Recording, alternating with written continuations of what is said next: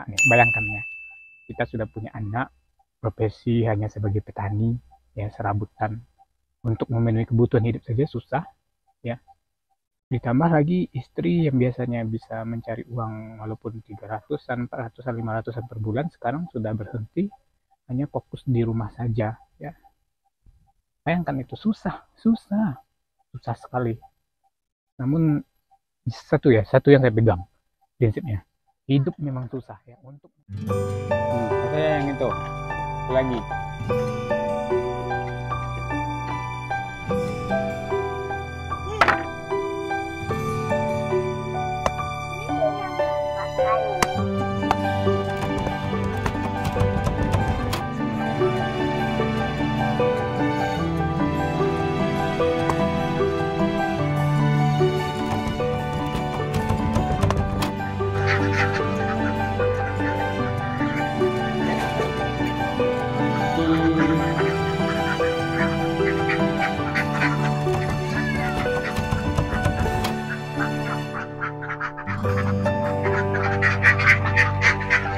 Gabi.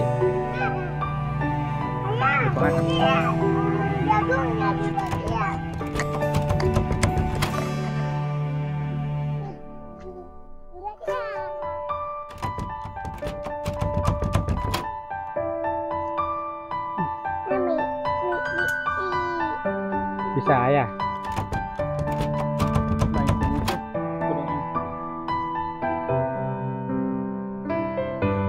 Beli nih. Itu apa ini? Kan nggak ada bebek. Ini bebek kita. Ada lagi.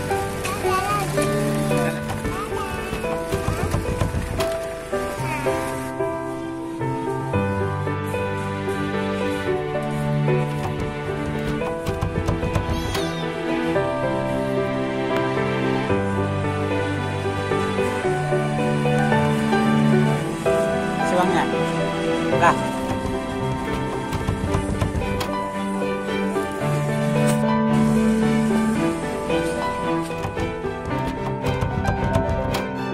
Keseharian saya sehari-hari ini seorang petani, jadi saya harus bekerja keras untuk memenuhi kebutuhan keluarga kecil, ya. Bagaimana caranya saya bisa memenuhi kebutuhan hidup keluarga saya, ya, kebutuhan istri, kebutuhan anak. Jadi saya hanya mencoba untuk bertani, ya. Bertani ini bukan mengolah lahan yang besar, bukan mengolah lahan yang sudah ada, tapi saya berupaya juga untuk mencari bagaimana saya bisa menyewa lahan, ya. Jadi saya mencari uang juga untuk sewa lahan, karena bagaimana mencari biaya untuk menggarapnya, untuk mengolah lahan, menanam. Jadi semuanya saya lakukan secara kerja keras gitu, ya, bukan modal sudah ada, tidak, ya. Tentunya menjadi seorang petani ini, apalagi pemula, apalagi dengan lahan terbatas, biaya yang terbatas, jauh dari kata bisa memenuhi kebutuhan keluarga. Namun bagaimanapun juga saya sebagai suami yang terpaku atau sebagai tulang punggung keluarga, saya harus berpikir bagaimana caranya keluarga saya bisa hidup mandiri, gitu ya. Karena prinsip saya tidak akan mencoba untuk bergantung kepada orang lain, apalagi sanak saudara, apalagi saya mampu, ya. Kalau masalah pertolongan, saya tidak berharap itu, ya. Saya tidak berharap ada pertolongan dari orang lain, karena prinsip saya semenjak berkeluarga harus mandiri. Apalagi saya sebagai laki-laki bisa bekerja, saya akan bekerja. Bahkan saya saat ini memang saya pribadi hanya seorang suami yang banting tulang, istri di rumah untuk merawat anak. Saya pun berbesar hati, ya, saya pun bangga dengan prinsip seperti ini, karena saya tidak ingin saya, apalagi keluarga saya, apalagi anak saya, membebankan orang lain. Jadi begitulah. Sebelumnya istri saya kerja juga honor, tapi ketika sudah melahirkan seorang anak, ya, sepertinya belum bisa istri saya bekerja sambil membesarkan anak. Takutnya nanti anak terlantar, kesampingkan, Saya tidak ingin seperti itu ya, meskipun berat saat ini ya, berat karena kita sudah punya anak nih. Bayangkan ya, kita sudah punya anak, profesi hanya sebagai petani ya, serabutan ya, untuk memenuhi kebutuhan hidup saja susah ya, ditambah lagi istri yang biasanya bisa mencari uang walaupun 300-an, 400-an, 500-an per bulan, sekarang sudah berhenti, hanya fokus di rumah saja ya. Bayangkan itu susah sekali.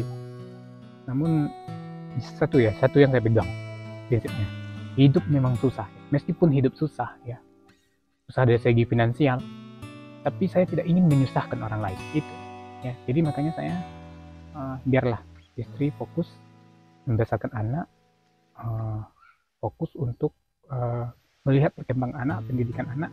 Saya pun jadi fokus juga untuk mencari nafkah gitu. Nah, sebenarnya untuk pertanian ini ya, saya bukan ahli di pertanian karena tuntutan bagaimana lagi untuk mencari pekerjaan. Kita tidak memiliki aset yang lain ya, kita semuanya bertani ini ya salah satu cara yang mudah ya, sewa lahan, mencari biayanya saya dibantu oleh orang-orang atau teman-teman dekat. Terima kasih kepada orang lain ya, orang-orang yang bukan sanak saudara saya tapi dia peduli dan care dengan saya. Terima kasih atas support dan dukungannya, baik secara moral dan finansial, dipinjamkannya uang tanpa bunga ya. Berlanjut berjalan sebagai petani, saya pun sudah setahun sebagai petani berpikir kalau hanya bertani saja tidak akan bisa, bagaimana caranya untuk mencari sampingan. Tapi kondisi keuangan seperti ini juga butuh modal semua. Makanya saya berpikir untuk menjadi belajar sosial media, menjadi YouTuber. Jadi menjadi YouTuber ini saya paksakan ya, belajar atau tidak sebagai petani saya harus bisa menjadi petani yang milenial. Nah, ini prinsip saya, ingin menjadi petani milenial. Bagaimana saya memanfaatkan profesi saya ini dengan teknologi. Salah satunya saya membuat konten video, baik itu seputar berbagi ilmu saja, berbagi cerita seputar pertanian. Makanya saya upload video, belajar atau tidak, dan alhamdulillah ya, bahkan sekarang channel YouTube ini ya alhamdulillah sudah besar, 12.000 subscriber. Ini tidak sedikit bagi saya ya, sosok untuk orang seperti saya ini, 2.000 subscriber ini tidak sedikit.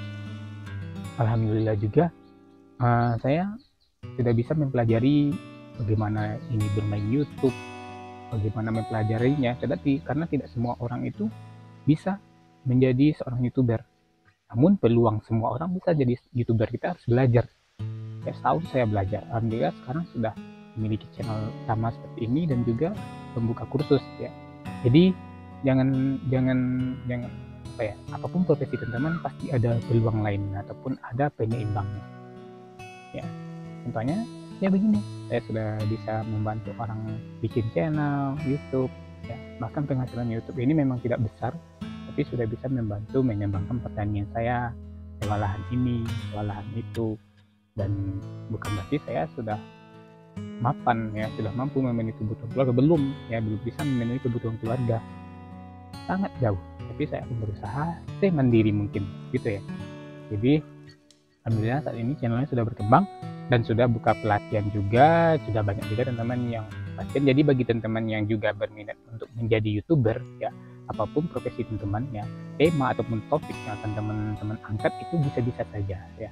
Tidak butuh tema, tidak butuh harus begini, harus begitu, punya peralatan begini begitu, tidak. Bagi teman-teman yang ingin belajar YouTube, kursus YouTube, saya juga membuka kursus online. Jadi kursus online ini kita akan online via Zoom. Jadi di sini via WhatsApp juga. Di sini nih, saya sendiri akan melakukan pembekalan atau memberikan pembelajaran bagaimana caranya membuat YouTube, membangun sebuah YouTube. Pokoknya intinya bagi teman-teman yang ingin memulai YouTube pun masih bisa saya ajari. Bagi teman-teman yang belum, masih pemula, baru punya channel kecil, saya juga bisa mengajarinya ya. Gitu. Jadi gitulah.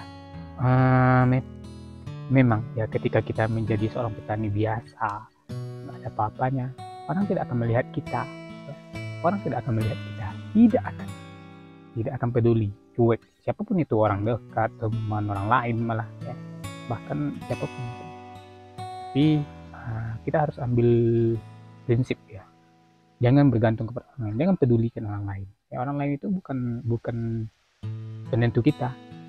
Nah, setelah ini apa, kita sudah punya channel YouTube-nya sudah jalan, yang mendekati sudah banyak, kita sudah memiliki link yang banyak, begitu di link dunia politik, link dunia bisnis, usaha, link kemasyarakatan, kita sudah memiliki itu.